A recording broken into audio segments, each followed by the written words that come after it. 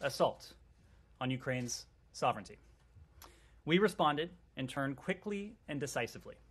Within less than a day, we'd announced the first tranche of sanctions with our allies and partners, including those in the European Union, the United Kingdom, Canada, Japan, and Australia. Our German allies, yesterday, took resolute action to ensure that the Nord Stream 2 pipeline, what had been a prized $11 billion investment on the part of the Russian Federation, is suspended indefinitely.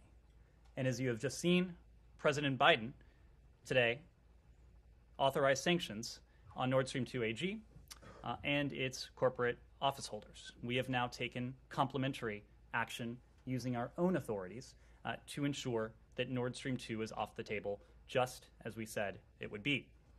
In lockstep with our allies, we are blocking from the global financial system 2 large banks that are connected to the Kremlin and Russian military, and Russian sovereign wealth can no longer trade on U.S. or European financial markets.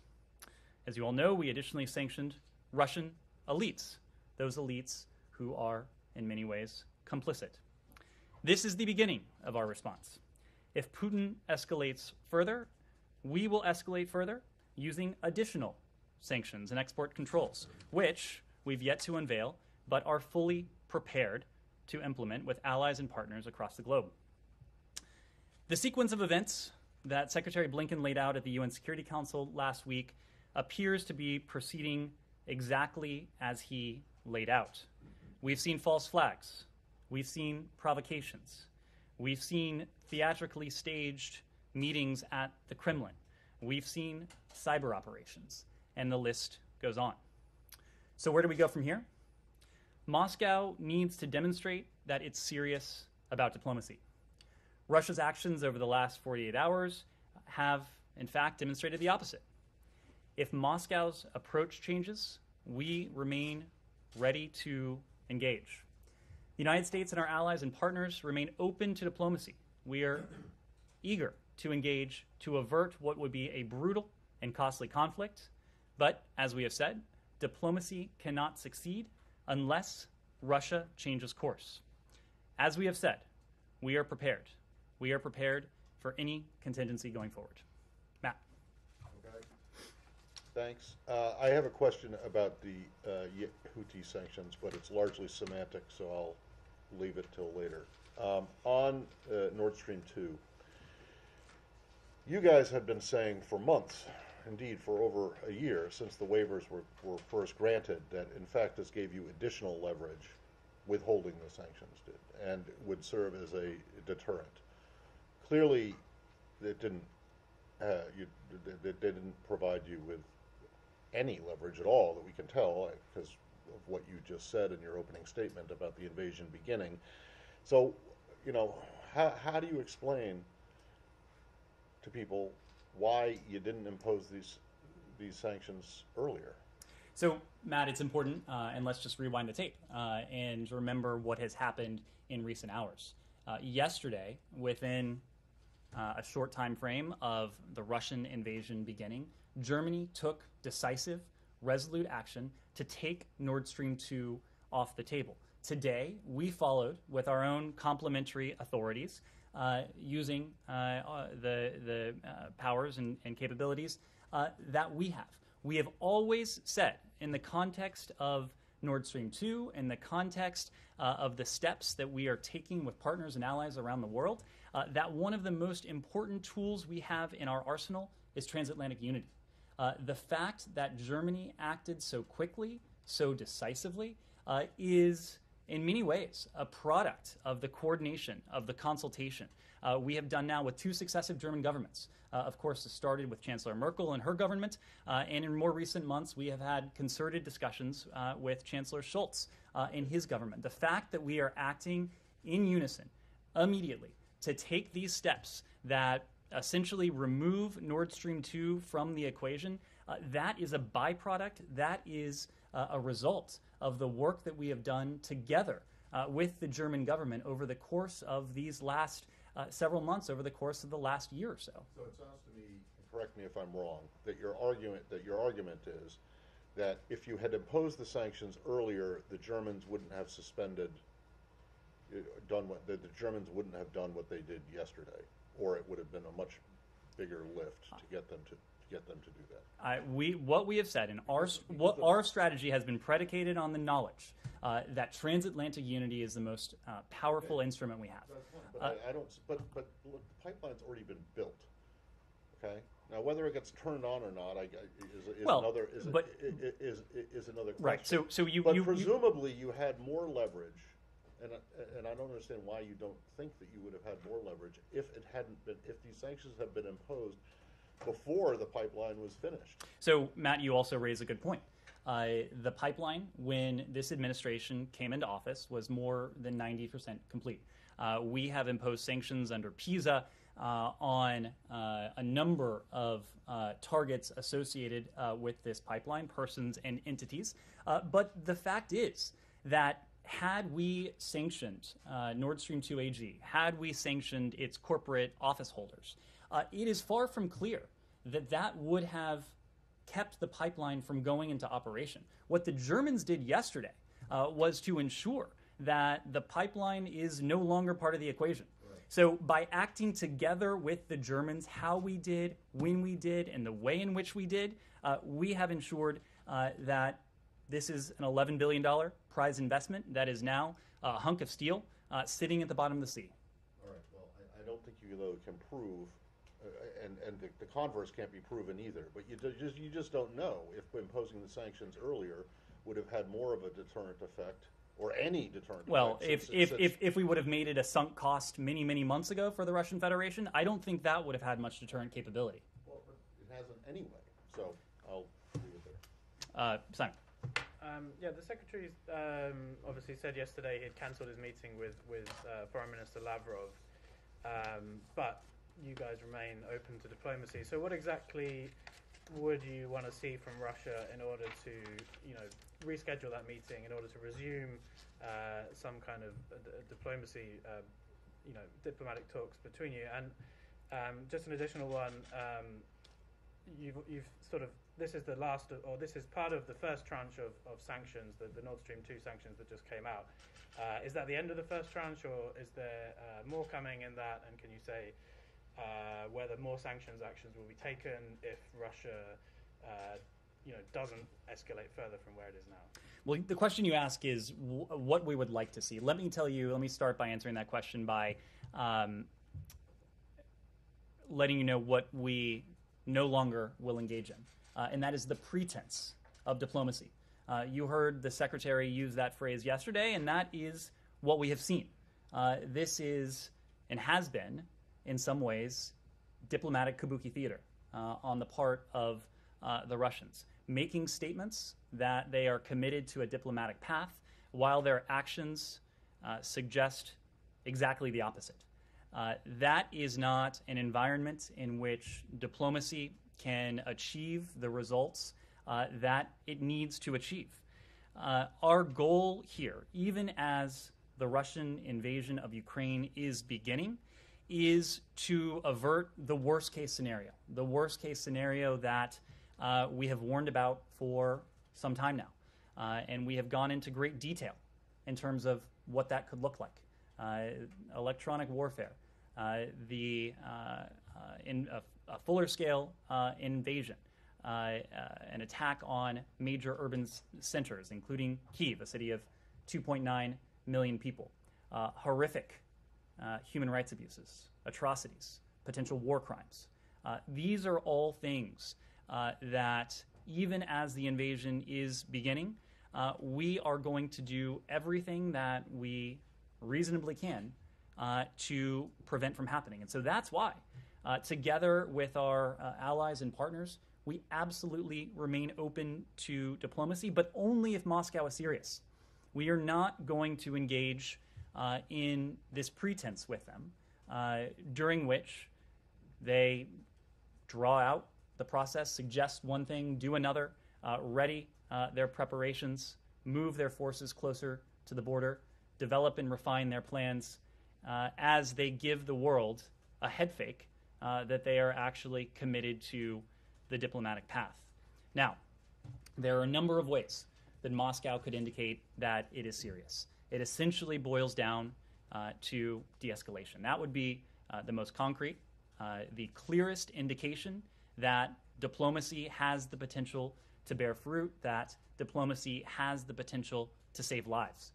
That is the kind of diplomacy we are interested in. That is also not the kind of diplomacy that we have seen any indication as of yet that Moscow is interested in. Vivian.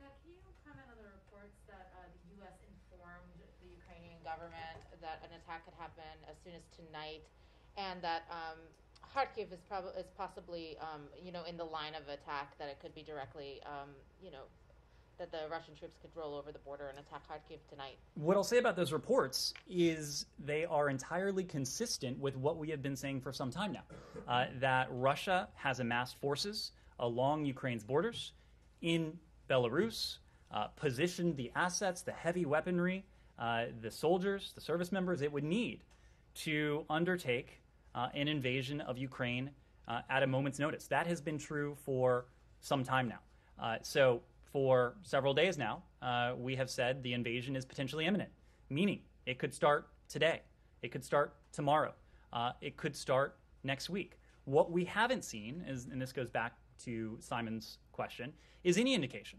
that the Russians are backing away from this. We have not seen any data points that alleviate the grave concern, the profound concern that we've been expressing for some time now. So the invasion remains potentially imminent, and Moscow is poised to do precisely the kinds of things that you just outlined. Can I just follow up really quickly also on something Simon said, that you and Simon discussed? You know, with this notion of diplomacy still on the table, and now you're saying that it's possible that, Donbass is obviously being attacked, if not actually, then rhetorically, that the Russians are now, acknowledging or recognizing their autonomy and sovereignty. So how can you then justify discussions about diplomacy when this is underway? I mean, you keep on saying that the Russians have to show that they're serious, they have to de-escalate, but could they pause things right now and possibly engage in talks with the U.S., or do significant sort of scale back have to happen? Do we have to see troops falling back before that's discussed? Is Donbass being regarded differently from the rest of the country? So you heard from our colleagues at the White House and others here over the course of the day yesterday, including the Secretary, that the invasion is beginning. And when we spoke about the beginning of the invasion, we talked about several developments over the course of that 24-hour period. Vladimir Putin's recognition of the so-called DNR and LNR, the order that he conveyed to the Ministry of Defense to deploy forces into the Donbass, the authorization that he sought to send Russian service members into service extraterritorially, the rhetorical assault, essentially, that we saw President Putin deliver against Ukraine, denying Ukraine its sovereignty and essentially its right to exist. Those are what we've seen. Those are what we've heard. But as I just mentioned, there are some things, many things in fact, that Russia is poised to do at a moment's notice that we have not yet seen. A large-scale invasion, an assault on urban centers, the human rights abuses, the potential war crimes, the atrocities that we have great concern could take place. These are all things that we want to prevent. So you asked the question, why would we engage in diplomacy? Well, we would engage in diplomacy to save lives. We would engage in diplomacy to prevent an all-out war.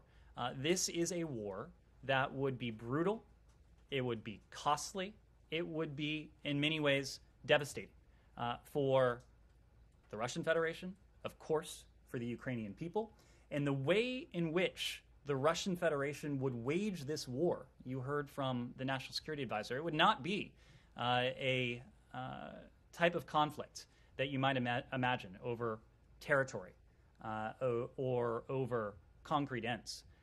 You heard the National Security Advisor make the case that this would be a war waged against the Ukrainian people to subjugate them, to crush them, to exact, in many ways, revenge.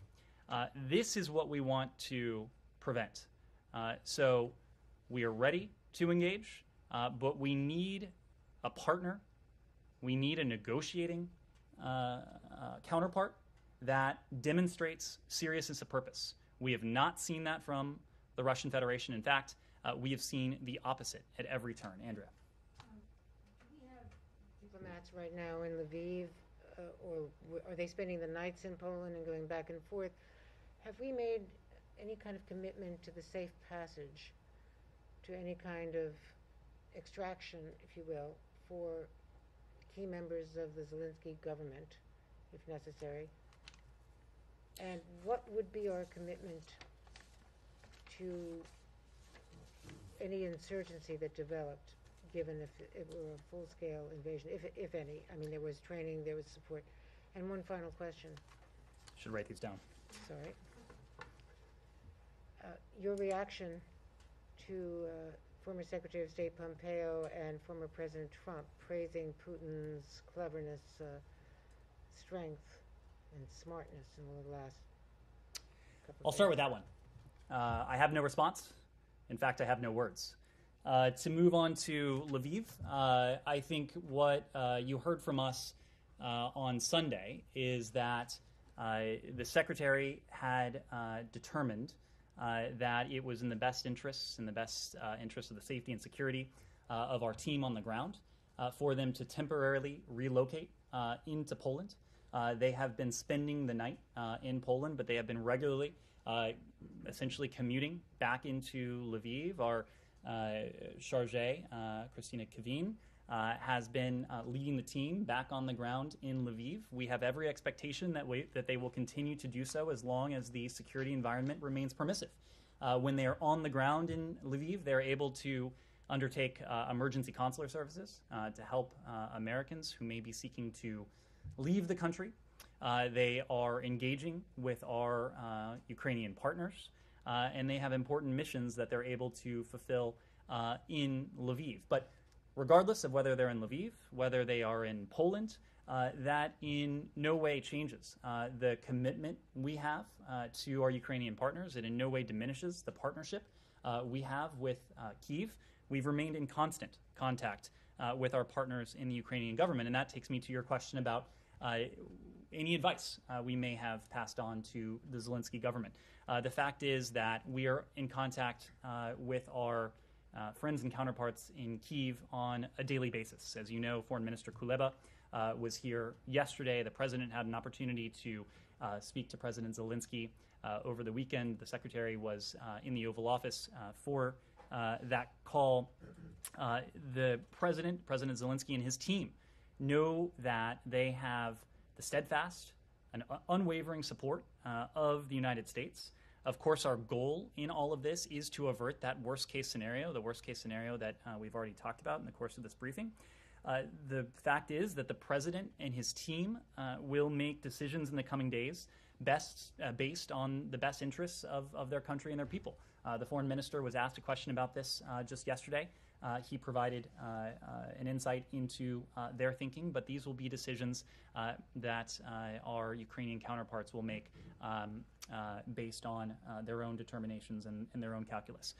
In terms of our, let me put it this way, in terms of our continued assistance to our Ukrainian partners, the president has made very clear that in the event of a Russian invasion, which, as we have said, is beginning, we will not only continue our defensive security assistance to our Ukrainian partners, but we will double down on it. So on top of the unprecedented level of defensive security assistance that we provided to our Ukrainian partners over the last year, $650 million, including a $200 million drawdown that the president signed in December, deliveries of which continue to flow into Kyiv. Flow into Ukraine, I should say. We will continue, not only continue to provide that support, but we will look to further that defensive security assistance for our Ukrainian partners. Kylie. I'm just wondering if Russia has responded at all to Blinken's letter yesterday, and what diplomatic conversations between the U.S. and Russia have looked like in the last 24 hours.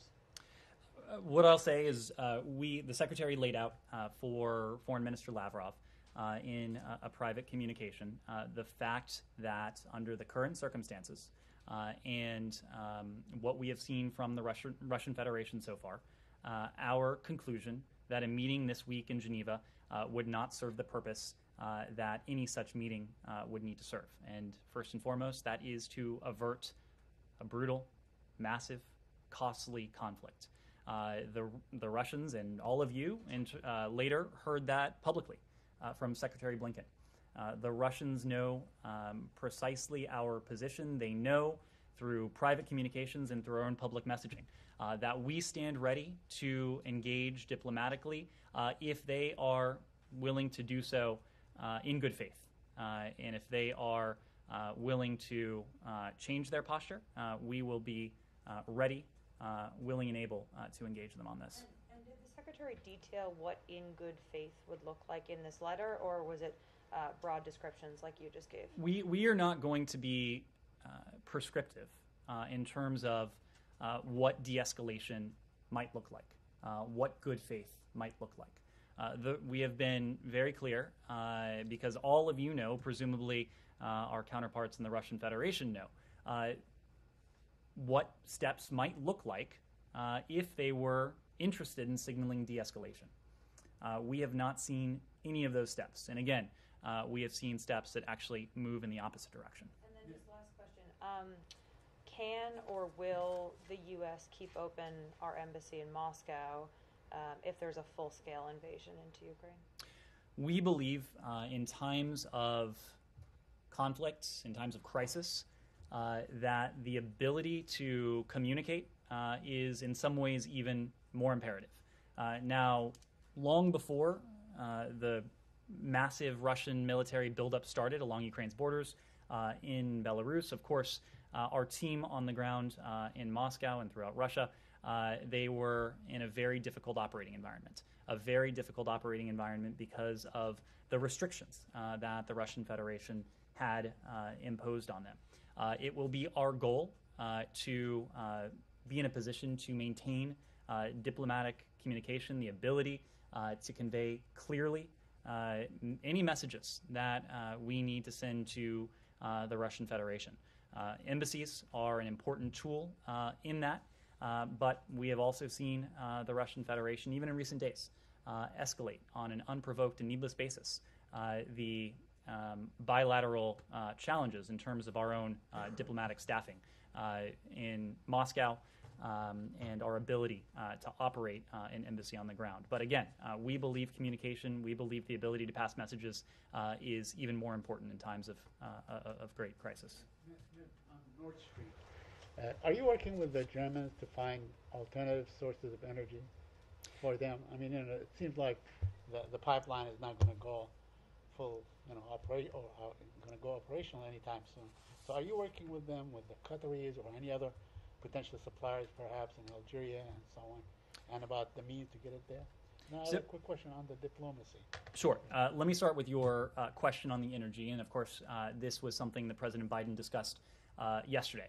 We have been frank, we've been candid with the American people that our measures, the measures we have and are prepared to impose on the Russian Federation, certainly won't be cost-free for the Russian Federation, but they won't be entirely cost-free for the rest of the world as well. And so that is why we are working with countries around the world, executing a plan with major producing and consuming countries to secure the stability of global energy supplies, whether that's oil, whether that's LNG. For energy consumers, and you heard this from Deputy National Security Advisor Dalip Singh yesterday, he made the point that we all have strategic reserves at our disposal. And those reserves, we know, could support the supply of global energy. The White House announced such a move late last year. There are other countries that have their own strategic supplies. For energy producers, we know that many of them have spare capacity to provide supply to global markets that could balance those markets in the event of any supply disruption. More broadly, we've been very clear with the Russian Federation that any further attempt to weaponize energy, to constrict flows with malign geopolitical intent or purpose would have massive consequences. And to your point, would only further the longstanding effort to diversify energy supplies for Europe and the rest of the world. We have heard from a number of countries, including Japan, including Australia, including Slovakia, that they are taking concrete steps in terms of global energy markets. We expect other countries will have announcements of their own. We also know that the International Energy Agency has announced that it's monitoring and consulting with member states to ensure market stability going forward. But to the question about diversification of supply, this has been a long-standing goal of ours. And to go back to the question of Nord Stream 2, there was the communique that together we drafted and finalized with the German government over the summer, in the summer of July of 2021. It laid out a series of steps that Germany committed to taking with Ukraine to help Ukraine diversify its supply of energy, cognizant that Russia had weaponized energy flows in the past, and Russia might have been looking to do so again in the future. If Russia were to take that step, we've been very clear about the massive consequences that would befall it. Very quickly, Bob, on Kylie's and your response to her on diplomacy. So, are you urging the Ukrainians not to cut off relations with Russia? And because there was talk that they might cut off all diplomatic relations with Russia. That's a decision for the Ukrainian government to make. Of course, but are you bringing that? I mean, if they decided to cut off their relations with Russia, you wouldn't say, no, don't do it now, or go ahead, do it, whatever. That is a decision for the Ukrainian government to make. Again, the Russian Federation has launched an assault on Ukraine's sovereignty, on its territorial integrity, in many different ways, in many different forms. But the decision as to whether to continue diplomatic relations between Kyiv and Moscow, that's something that Kyiv will have to decide. On the diplomacy, I'm curious about your reference publicly from the podium to what the Russians have been doing as kabuki theater. What specifically are you referring to? The meeting in Geneva between Secretary Blinken and Foreign Minister Lavrov, the UN Security Council meeting last week, or even yesterday, whatever it was, a day or two ago, the Russian National Security Council. So I think you could point to any number of steps. What comes to my mind immediately was the dramatic theatrical scene we saw, I guess it was last week now, between President Putin and his deputies, in which they had what was scripted, I assume, to be a pretty candid exchange, indicating that the Russian Federation should pursue diplomacy, only as, at that very moment and in the days that followed, we saw additional Russian forces go to the border. We saw additional Russian forces take up readiness. That is not consistent with a country that purports to be interested in diplomacy. No, but that is not diplomacy per se. That was an internal government meeting, whether they was staged. That was kabuki theater. I think we can agree. Fine, yeah, but I want to know if you're talking about the meeting in Geneva between the Secretary and I was referring to the You're referring incident of kabuki theater that I just mentioned to you. Okay, because I just want to make sure that you don't think, you're not now in a position where you think that the meeting in Geneva that did happen was a waste of time and simply an entertainment. Look, I wouldn't want to characterize Or the Security Council meetings are a waste of time because I just want to make sure that you're not talking about the UN Security Council meeting most certainly was not a waste of time because the Russian Federation and the entire world heard from a number of countries the broad and strong consensus that this should be resolved diplomatically and that state sovereignty should be an inviolable principle. That certainly was not pointless. Yes. Sure. Because before the Security Council meeting, U.S. officials said that they believed Russia could be using it as a pretext for this invasion. And you said earlier that this is and has been in some ways kabuki theater all along. So are you, to Matt's point, are you making the assessment that the Russian Security Council meeting you're referring to? No, sorry, the one last Thursday before there was a briefing where U.S. officials said they believed, given the document that the Russian mission circulated, that they were going to use the meeting as a pretext. So do you assess now that all of these diplomatic engagements were part of a charade to give Russia cover, to show that they had been, engaging in good faith diplomacy in their mind? I wouldn't want to make a sweeping categorical judgment like that. What I will say is that if you take a step back, we have not seen any indication that Russia's stated commitment to the diplomatic path bore any resemblance to its actions, or that its actions reflected any stated commitment to the diplomatic path. That is not to say that there is not value in these sessions, and I think the UN Security Council session that you all saw last Thursday was extraordinarily valuable.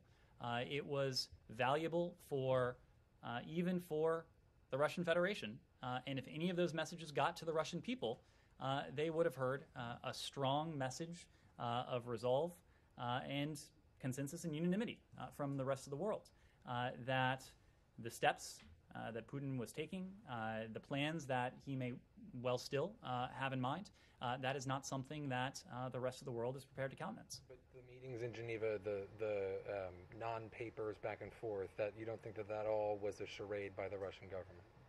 I am not prepared to use such wholesale language. Now, have we been able to deter and to prevent the worst case scenario?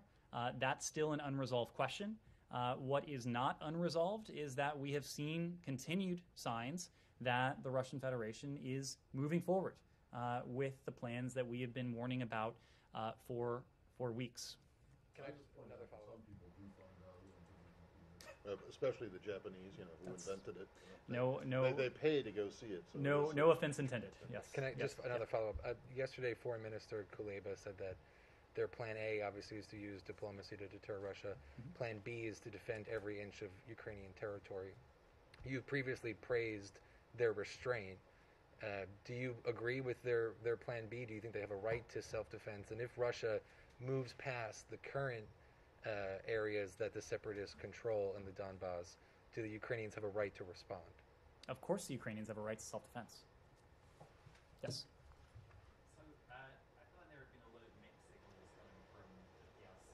In terms of its stance on the Ukraine situation. At times they've talked about the importance of state sovereignty. At other times they've railed against NATO expansion.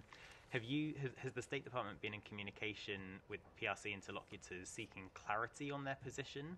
And have you laid out any ways in which these ongoing signals might undercut US-China ties? And on a related note, you've kind of hinted before that if the PRC were to seek to undermine the impact of US sanctions on Russia, then the US would have countermeasures. Have those discussions continued with PRC interlocutors?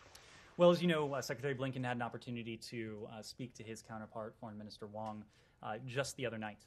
And one of the two primary topics they discussed was Russia's, the crisis that Russia has needlessly precipitated with Ukraine and with the rest of the world. Secretary Blinken, and we issued a readout. The PRC also issued their own readout. But you saw in our readout that the Secretary made very clear where we stand in terms of our unwavering support for Ukraine's territorial integrity and its sovereignty. And I think especially that last point, sovereignty, should be an element that the PRC understands quite well. We often in statecraft hear the PRC cite this principle of sovereignty, which in any number of instances they have claimed should be inviolable, should be sacrosanct, should be one of the foundational rules that countries abide by and respect. So you'll have to ask the PRC how they marry that long-standing position with anything less than an effort to use the considerable influence and sway they have with the Russian Federation to urge Vladimir Putin to back down, to de-escalate. Whether they are doing that, you'll have to ask them.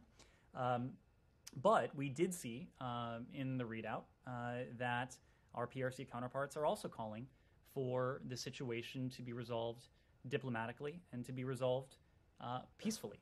Now, whether Putin heeds that call, I think that is not something we yet know. What about relaying the potential impact on U.S.-China relations? Look,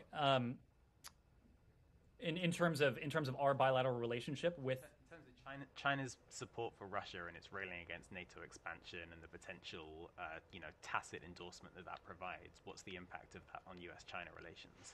Well, we believe, and we've made this point not only about the PRC, but every responsible country in the world has, in our estimation, an obligation to use any influence it has with the Russian Federation to urge, to incentivize, to advocate for Vladimir Putin to back down, for the Russian Federation to de-escalate.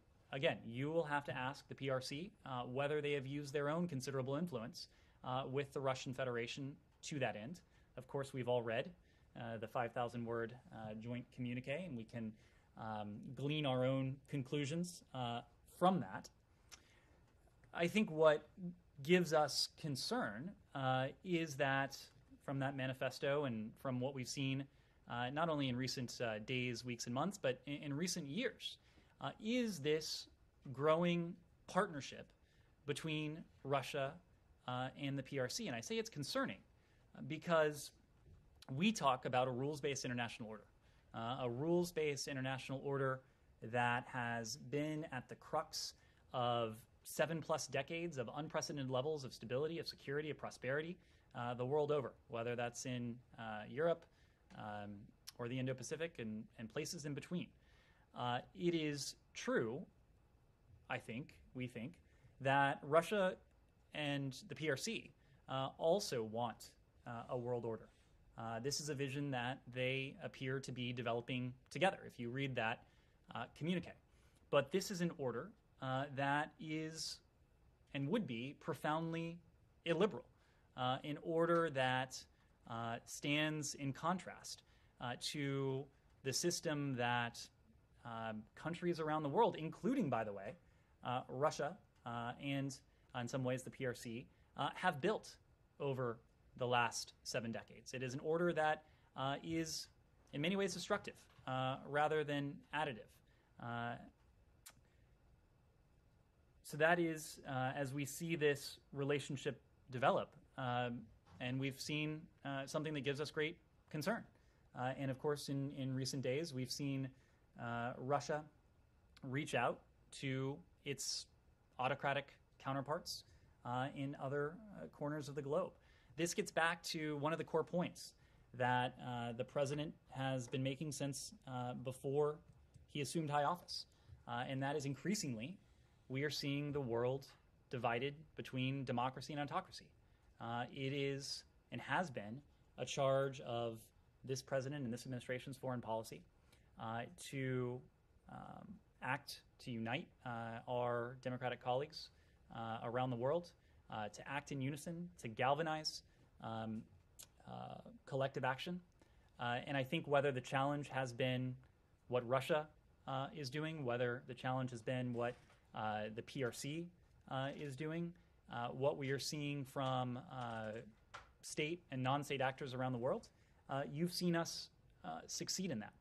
But it will continue to be an animating principle as we continue to see the forces of autocracy, the forces of authoritarianism, the forces of illiberalism continue to work together and attempt to combine forces.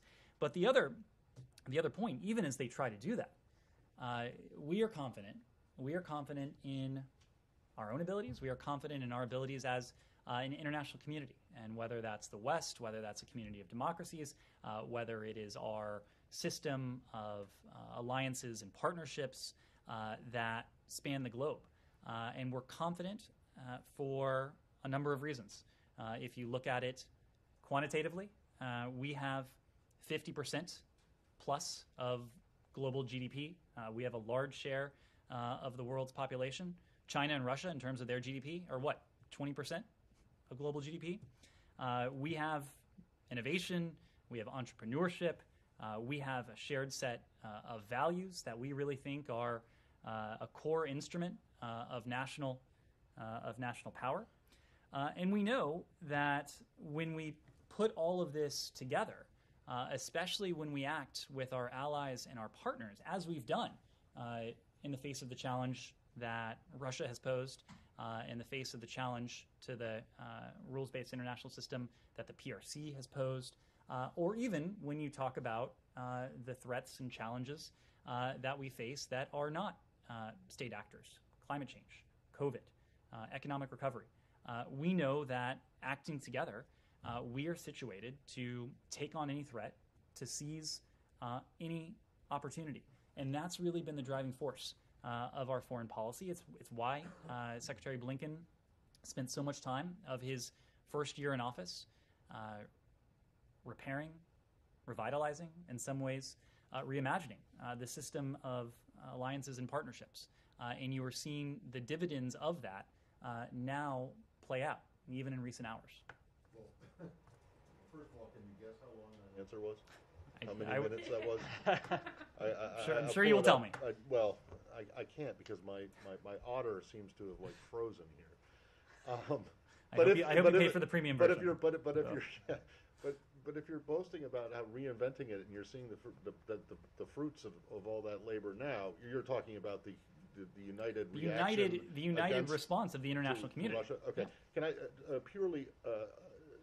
It's unrelated to Ukraine, but it is China, and that is something that I know Nike is interested in and has been asking about before. But there is barely an anniversary an anniversary in diplomatic history that goes by without the U.S., the State Department at least, if not the White House, making some kind of comment about it. And in that light, regardless of how tense or strained relations are now with China, why is it that there hasn't been any mention of Nixon's, former President Nixon's, the 50th anniversary of former President Nixon's visit to China, which was, a pretty groundbreaking event when it happened, paved the way for recognition, U.S. recognition of the PRC and opening of diplomatic relations. And it seems to me that it would make sense for there to be some kind of mention of this, or are you just like embarrassed by it now and think that it should never have happened? I don't think certainly not the latter. Matt, there are some anniversaries that we commemorate. There are other anniversaries that we don't. I'm not aware of any plans at the moment for a statement, but about like the 17th anniversary of U.S.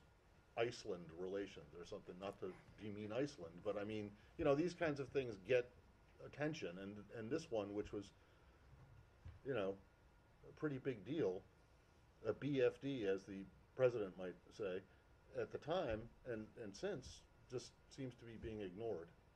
I don't know that we're ignoring it. I'm not sure that I would equate not putting out a formal statement with ignoring it. Nike. Thank you, Matt, for asking the question. My question is on Pakistan. Can I ask about Pakistan Prime Minister Khan's visit to Russia? Mm-hmm. Does the State Department have an assessment of his visit at this timing? Well, we're certainly aware of the trip and the points I made earlier about the PRC in some ways apply here. We believe it's a responsibility of every responsible country around the world to voice concern, to voice objection to what Putin appears to have in mind for Ukraine. We've communicated to Pakistan our position regarding Russia's further renewed invasion of Ukraine, and we have briefed them on our efforts to pursue diplomacy over war.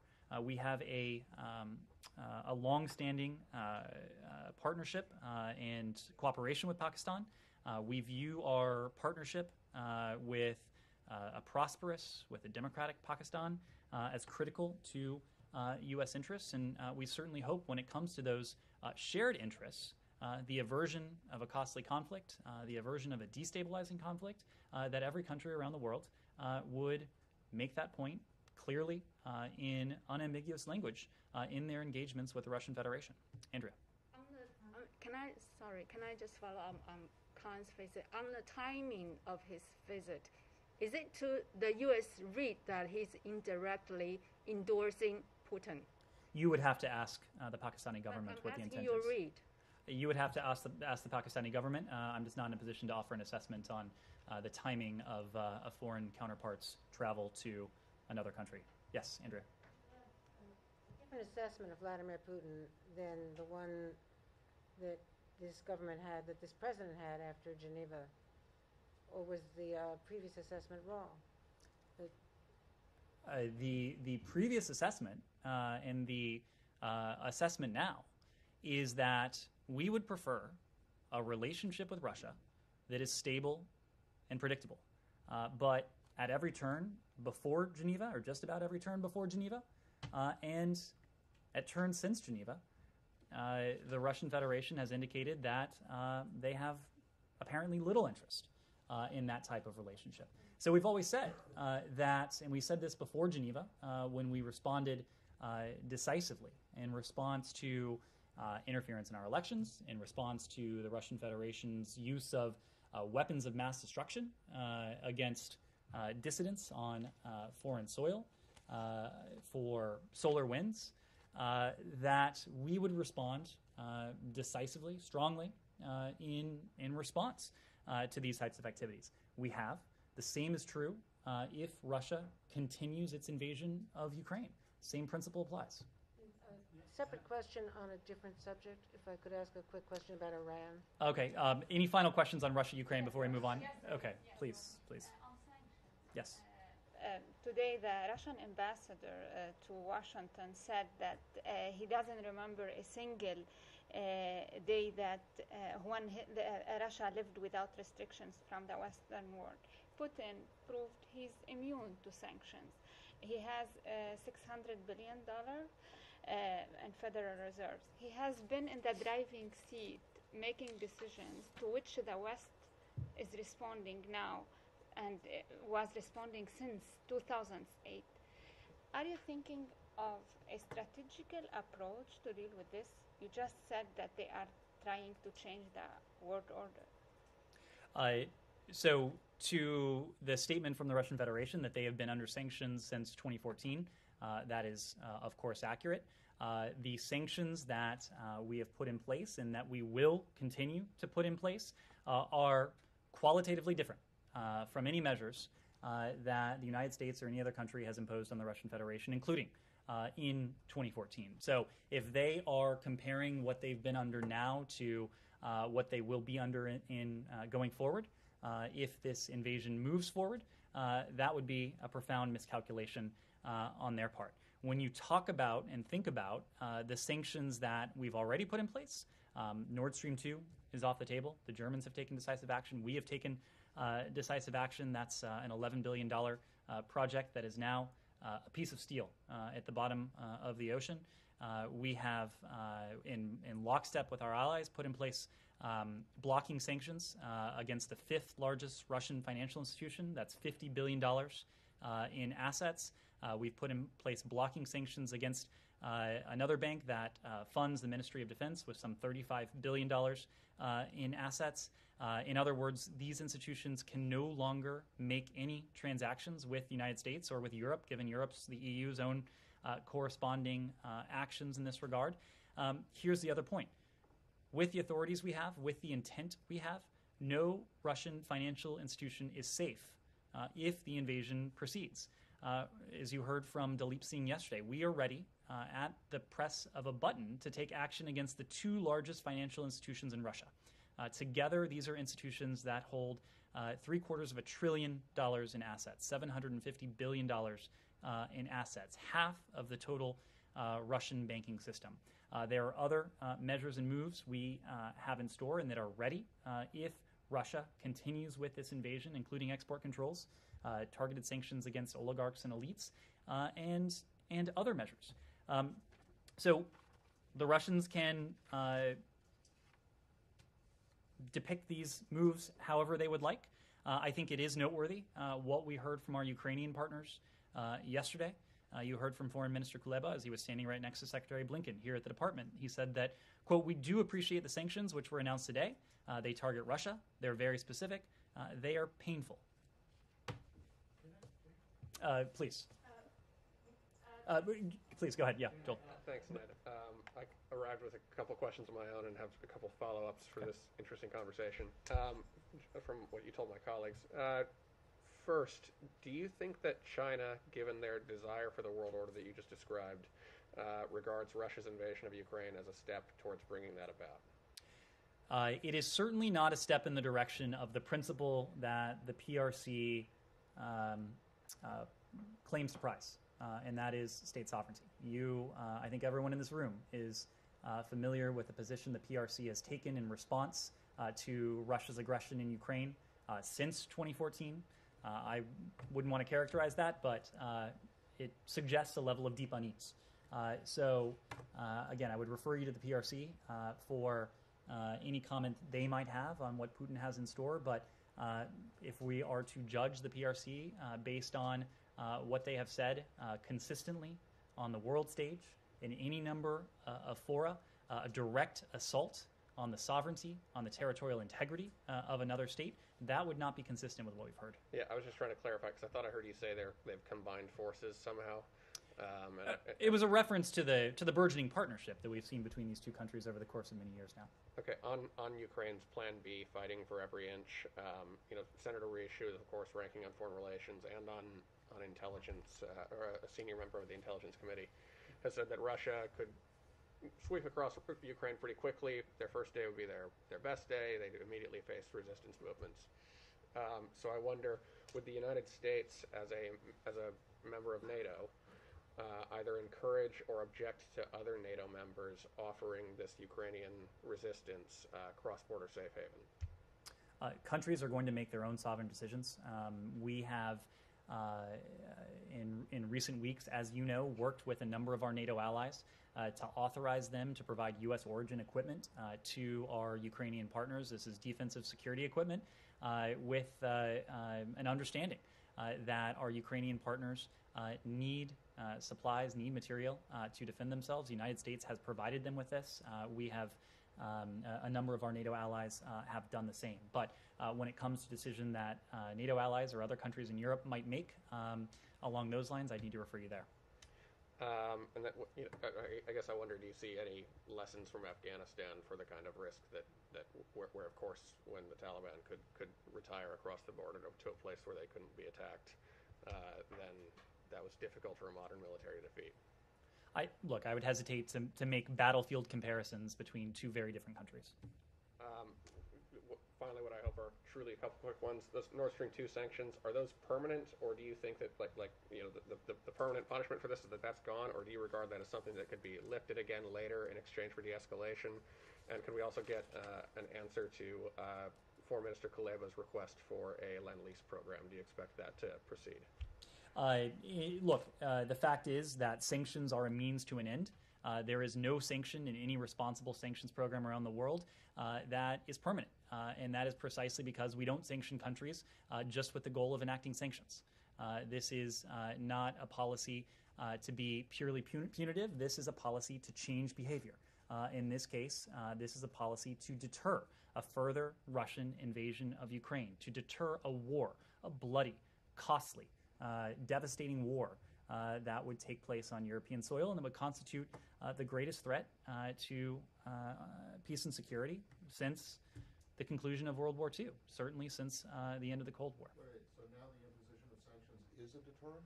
I thought we just spent the last couple of months, you in the administration spent the last couple of months arguing that the threat of sanctions was the deterrent, and that if you actually imposed them, then you would lose that deterrent. Matt, you've heard us say. Well, you can't have it both ways. We're not having it both ways, Matt. You have heard us say very clearly: if Russia's invasion escalates, if Russia's actions escalate, so too will our response. We are prepared to enact an escalating series of measures against the Russian Federation, unless the Russian Federation changes course. So look, I don't have any response to that, but specific response to that. But I will make the point that this has not been Lend-Lease. This has been a program of provision. We have provided our Ukrainian partners with, over the course of the last year, $650 million worth of defensive security assistance. We're in a constant conversation and dialogue with our Ukrainian partners about their defensive security needs, and that will continue. As I mentioned before, if the Russian invasion continues, we will not only continue with that provision of security assistance, but we'll double down on it. Sorry. Yeah, could I change topics? Anything left on Russia, Ukraine? On the Palestinian. In the very back, please. But we listened to the Russians also, and they present also, as they say, their legit security grievances. And it seems the West, in a way or another, did not reach any common. To which extent the U.S. and NATO now is really going into this offer of diplomacy? Where is the West going to give in into the security demands from Putin? So this is something we've spoken to at great length. It's actually something that we put in writing at some length. Subscribers of El País can see it with their own eyes. But we've been quite clear that there are some quote-unquote demands that the Russian Federation has put forward that are non-starters for us. The very principles that are at stake in terms of the rules-based international order, those are not negotiable. The idea that any other country can dictate the policy choices, whether foreign policy or domestic policy of any other country, that is not something we're going to negotiate. International borders, internationally recognized borders, sovereignty, the inviolability of borders, that is not something that is up for negotiation. But there are some areas that would improve our security, our own security environment, the security environment of the transatlantic community, and could address some of the stated security concerns of the Russian Federation. And we've delineated a series of those. Discussions regarding the placement of offensive missiles in Europe, broader arms control protocols, protocols regarding stability and transparency, confidence building measures. There are a number of areas that we think have the potential to be fruitful if we find a negotiating counterpart in the Russian Federation that operates in good faith. We have not found that yet, and I think at this stage, those sort of broader areas may not take precedence to the first priority that we have, and that's averting a bloody, costly, devastating war in Ukraine. So I think our diplomacy going forward, at least for the foreseeable future, if, again, we find a counterpart in Moscow that is willing to sit down in good faith to discuss these issues in good faith, we are going to be very focused on saving lives, on preventing a war, on seeing to it that the plans Putin has set in motion over the course of many months now do not go forward. Connor. Trevor Reed and Paul Whelan, do you have any indication that their cases are being treated separately from all this? Any concerns that the crisis would affect their detentions? We always treat the cases of U.S. hostages separate and apart from geopolitical issues and geopolitical dynamics. It remains an absolute priority for us to see the release of Paul Whelan and Trevor Reed, both of whom have been held unjustly, traveled to Russia as tourists, have been imprisoned on false charges that entire time. So it's a priority of ours. You do, but do you have any concern that the Russian government would not? Again, human beings should not be held as pawns in terms of state-to-state relations. It is our priority to see them released, to do everything we can to achieve their release as quickly as we can. And then secondly, do you have any new estimate of the number of Americans that would be in Ukraine at this moment in time? So as we've told you, late last year, October of last year, it was our assessment at the time that there were some 6,600 Americans who were resident in Ukraine. Now, that time frame is important because the very month, October 2021, that this assessment was last updated was the very month that we started urging Americans not to travel to Ukraine. In more recent weeks, as you know, we have been recommending and even more recently urging Americans to leave Ukraine. So I think there is every expectation that the number of Americans who were resident in Ukraine late last year, October of last year, is far lower now than it was then. I can tell you procedurally, we have been in repeated contact with Americans who remain in Ukraine. We have asked them to provide us with their contact information so that we can continue to be in communication with them, to urge them to leave the country, to avail themselves of commercial and private options that continue to be available, and to provide any form of support that they may need in doing so. And that includes a repatriation loan if they're not able to afford the return travel on their own. In addition, we have provided specific guidance on overland crossings that Americans can take, providing specific recommendations about border crossings. We have been engaged in diplomacy with our Polish allies to see to it that Americans need not have any sort of advanced authorization to travel across the border. We've even established a welcome center across the Polish border to assist Americans should they need any assistance, whether it's a passport application, whether it's any other form of consular assistance. Yes. They're Americans who are unjustly detained. So you regard them as hostages? I haven't heard that formulation before, but maybe I've missed it. They are Americans who were held unjustly against their will. I know, but do you regard them as hostages? We'll get back to you if there's a on that. Yes. Latin America, the fact that Putin is looking for new partners in Latin America, for example, Argentina, Brazil. What's the position of the State Department? And do you think this is a way to increase the pressure on the United States? Talking about the close relationship of United States with Latin America. Well, it goes back to what we were discussing before, and this is the fact that what we are seeing is autocracies around the world band together. And we've seen, in some ways, Russia at the vanguard of this activity. When it comes to their motives or intentions, that's not something I would want to speak to from here. I would refer you to Moscow to speak to their own foreign policy decisions. But we have certainly seen Moscow reach out to some of the most repressive, autocratic, undemocratic governments in this hemisphere. That includes Nicaragua. That includes Cuba. That includes Venezuela. Yes, Said. I want to move to the Palestinian issue, and I have a quick one on Iran. On the Palestinian issue, on the Palestinian issue, I know I have asked in this room many times before on your position regarding the practice of administrative detention by Israel, to which all Palestinians at one time or another probably experienced. And there's one particular case, a 14-year-old boy who has been falsely accused. One Israeli judge after Israeli judge threw it out of court, but the authorities keep him in prison. They keep renewing this. He has a neuromuscular disease. He might die in prison. Will the United States call on Israel to quit this practice, especially against children who have been found innocent by their own judicial system? Said, you've heard this from us before, but and we the urge. name, by the way, is just for the record, Amal Nakhla. We urge the full respect for human rights in Israel and the West Bank and Gaza.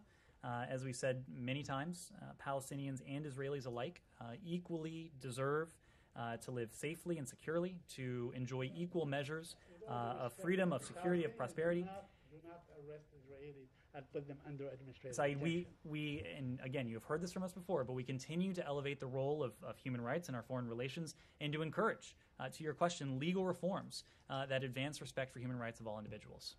My second question also pertains to the holding of dead Palestinians, killed Palestinians, those who have been killed by the Israeli authorities for years on end. Is that a form of collective punishment? Does this administration view this as a collective punishment? We have stressed to Israel, both publicly as well as privately, our strong hope that any measures that Israel takes would be designed to avoid further escalating tensions and to take into consideration the impact of any such measures on the Palestinian people. And lastly, on Iran, should we expect some sort of a deal or returning to the deal over the next few days, as was suggested? Well, you've heard this from my colleagues, but there has been significant progress, and we are close to a possible deal, but at the same time, a number of very difficult issues remain unresolved. What we know is that there is very little time remaining to reach a deal, to resolve these remaining issues, given the pace of Iran's nuclear advances. You've heard us say this before, but it remains true that even as we are narrowing the set of issues we're discussing, nothing is agreed until everything is agreed. If Iran shows seriousness, if it demonstrates serious of purpose in Vienna, we believe that we can and should reach an understanding on a potential mutual return to compliance in short order, potentially within days. But anything much beyond that, if this were to drag on any longer than that, would put the possibility of return to the deal at grave and profound risk. Andrew. Any more specifically characterizing the remaining issues, whether they involve, equipment, centrifuges, compliance, verification, broad categories? I really can't, and that is primarily because we are at this decisive stage where it is incumbent on the Iranians and all parties to do everything we can to narrow those differences. We're going to be a little bit more circumspect at this especially sensitive period. But again, if the Iranians demonstrate seriousness of purpose, we believe that we can achieve an understanding in relatively short order. Is there anything more on travel? On travel? By the Secretary. Oh, by the Secretary? We do not have any travel to announce or to preview at this time. The Secretary has been working the phones. He's been on with Joseph Borrell of the EU today. He spoke to his British counterpart, Elizabeth Truss, earlier today as well. And I expect you will see him continue to engage with his counterparts around the world. Yes? We saw the designations today, and in the statement you said they are intensifying the humanitarian crisis. When you removed them last year from the terrorist organization list, you said you did that for humanitarian purposes. Is the State Department, my first question, is the State Department objecting designating them as a terrorist organization? So as you know, there's a review underway regarding that very question, so I'm not in a position to speak to it in any great detail. What I can say is that we have a number of tools at our disposal, including the tools we use today in mounting sanctions and designations against these Houthi-affiliated individuals and entities that can hold the Houthis accountable for their reprehensible behavior. We are committed to doing so. We will continue to do so. We will use every appropriate tool to hold accountable those Houthi leaders who are responsible for the terrorist attacks against our partners in the region, for the violence in Yemen itself, for the humanitarian emergency, which by many estimations is now the world's worst humanitarian catastrophe, with some 16 million people who are suffering from food insecurity and malnutrition. So we are committed to doing everything we can to bring this conflict to an end, knowing that only through a diplomatic resolution will we be able to, on a sustainable basis, calm the violence, ease the humanitarian suffering of the Yemeni people, and mitigate the threat that the United States and our partners face from the Houthis, including in the context of these attacks. Iran, do we expect anything regarding the detainees ahead of the deal? Again, this is an issue that is of the utmost importance to the United States. At every single opportunity, we make the release of Americans, of other third country nationals, a priority of ours. We have been clear that the nuclear negotiations in Vienna and our efforts to see our unjustly detained citizens released, these operate on separate tracks precisely because a potential return to the JCPOA has always at best been an uncertain proposition, and we want the release of our citizens to be a certain proposition. So we have not explicitly tied our Americans, tied these individuals, these detainees, to progress in the nuclear talks. But as Rob Malley has made clear, it is certainly, it colors our engagement in Vienna and elsewhere, knowing that this is a government that is unjustly detaining Americans and other third country nationals. So in every other context we're doing this, but certainly in the case of Iran, we're making every effort to see our Americans, to see other third country nationals released just as quickly as possible. So back on Yemen and the Houthis, and I realize that a lot of people probably think this is just a semantic thing, so I'll keep it short, but these designations were made under an executive order that is a counterterrorism executive order. And you, in the Secretary's statement and the Treasury statement, it refers to the Houthis committing terrorist acts. But it doesn't identify them as terrorists. And the EO, they're being designated under a counterterrorism EO simply because of their affiliation with the IRGC Quds Force, which is a designated foreign terrorist organization. So my question is, do you believe that the Houthis, as a group, are terrorists? You say that you've designated them under a counterterrorism executive order. You accuse them of launching terrorist attacks, but you won't call them terrorists. Matt, why not? So this is a question that's based on semantics, but we've been very clear that the Houthis have launched reprehensible terrorist attacks against our partners in the region. These may be attacks that are targeting our partners, but these types of operations have the potential not only to harm citizens of Saudi Arabia, citizens of the United Arab Emirates, but Americans who may be in the region as well. So we have been very clear that these are terrorist attacks. Yeah, but you're not saying that the Houthis themselves are terrorists, and I'm just wondering why. And yes, it's a semantic argument, but I'm just looking at a statement that came out from Senator Murphy and a bunch of his colleagues urging you not to reinstate the foreign terrorist organization designation against the Houthis.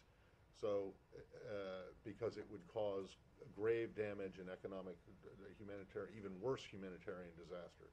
But yet, today, you have designated these individuals and entities under a counterterrorism executive order and accused them of committing terrorist attacks. So, what's the problem? Why can't you identify the Houthis as terrorists? It is completely consistent that a certain label and a certain authority, in this case, the FTO, not be applied to a group that can commit terrorist attacks. There are any number of examples. The groups that aren't FTOs, that you know well, that have committed over the course of years consistent terrorist attacks. This is a question of semantics. This is a question of legal authorities. Of political will, right? It is a question of us demonstrating that we have a number of tools and a number of authorities to hold Houthi leaders and others affiliated with this movement accountable for their reprehensible actions, including the terrorist attacks that they've undertaken in recent days against our partners in the region. Can you give me an example of a group that has been committing terrorist attacks for decades that has not been labeled an FTO? Matt, I think there are a number of examples. You could look at the Taliban as a group that is not an FTO that I think you would probably agree has committed terrorist attacks. Thank you all very much.